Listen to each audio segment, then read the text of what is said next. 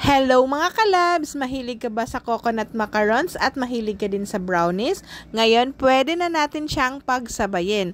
Tatawagin na natin itong coconut macaron brownies.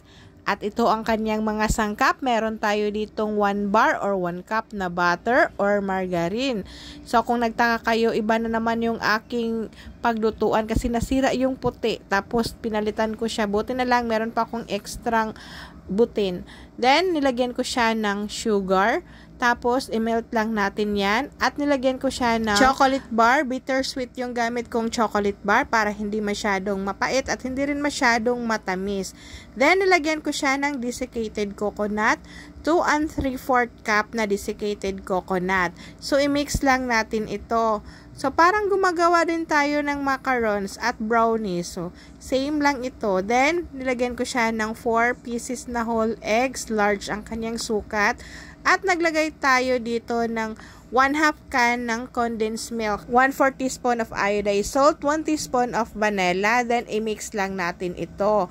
At pagkatapos, lagyan natin siya ng dry ingredients, itong ating all-purpose flour. Pilmico all-purpose flour ang gamit ko dito at nag-add ako dito ng 1 teaspoon of baking powder, 1 teaspoon of baking soda.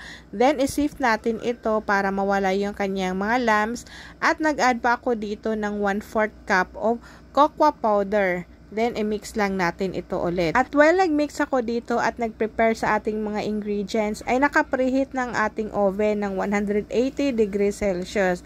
At ito naman yung ating baking pan ay 8x8 ang kanyang sukat. So, sa isang recipe ay dalawang 8x8 na sukat na baking pan ang paggamitan natin. At lagyan lang natin siya ng toppings na chocolate chips or chocolate bar na naka-chop.